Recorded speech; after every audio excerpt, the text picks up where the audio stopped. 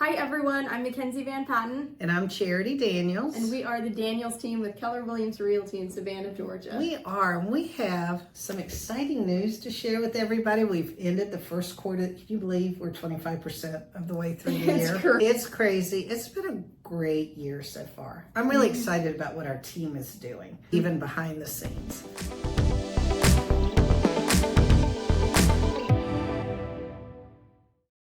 So we finished the first quarter and we have monthly numbers and we have a little bit of quarterly numbers, but nothing too big to go into. Yes. So the first thing we'll do is we're going to review March numbers for the Savannah area. So from 2024 to 2025, the median sales price in March of 24 was $350,000 and in 2025, $346,000. Yes. Okay, very comparable. Yep. But that doesn't mean... Yeah, we were discussing this a minute ago. Does that mean that the value of your home went down $4,000? No. Not necessarily, Not really. because what we don't know is the size of the homes. Are we looking at a 1,400 square foot home versus 2,500 square feet home? Are we looking at something in Effingham versus Chatham County? The numbers, statistics are just statistics. And so we just have to dig a little deeper and see how the individual houses are looking. Now, I will say, as a listing agent pricing properties, those increases of 8, 10, 15%, they're not here right now. Yeah. I think we've seen a tiny little bit of a correction. I don't know that it's in the median sales price though. So we're going to get to where the corrections are. Certainly. And if somebody wanted to really know the true value of their home right now, even if you just bought a year ago, they'd want to contact us so we can actually run a real market report for them based on their specific area. Yes, absolutely. Yeah, perfect. Okay, number of sales. In March of 2024, there were 826. March of 2025, 766. Yes. Okay, so again, pretty comparable, down a little bit. Now, days on market, this one was a pretty big change. In 2024, homes were staying on the market for 36 days, and now 45. Ooh, that's still so amazing, y'all. 11 years ago when I got in the business, you were looking at months, not days. It's 45 days. That is still just getting on the market and going under contract in about 15 days. Now that means some are going under contract faster. Some are sitting on the market a while. You've got to have a good, smart pricing strategy. Yes, for sure. Because I will say that we just went under contract with one of my buyers. That home had been on the market for a year. Yes.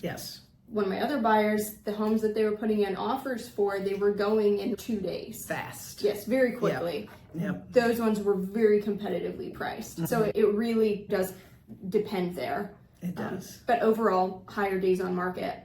Now, the months of inventory, which means that if no other homes were to come on the market, how many months would it take to sell all the current homes that we have? In 2024, March, we were looking at 2.8 months.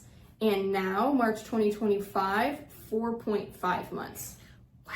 That is huge. That's a huge increase. So I wanted to dig in a little bit, and I wanted to go back a year and look at quarter over quarter. And I didn't have those numbers at my fingertips. So I did look at Q4 to Q1, Q4 2024 to Q1, and we had a net increase of 300 more listings in Q1 of 2025. So more homes are coming on the market. Sure.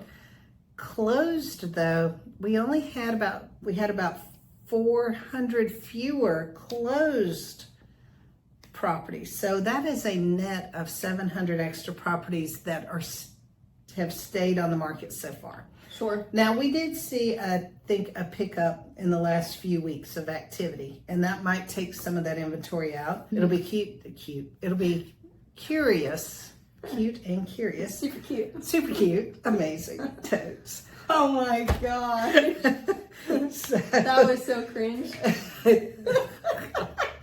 all right, cringe is cringe. Stop making fetch happen, Gretchen.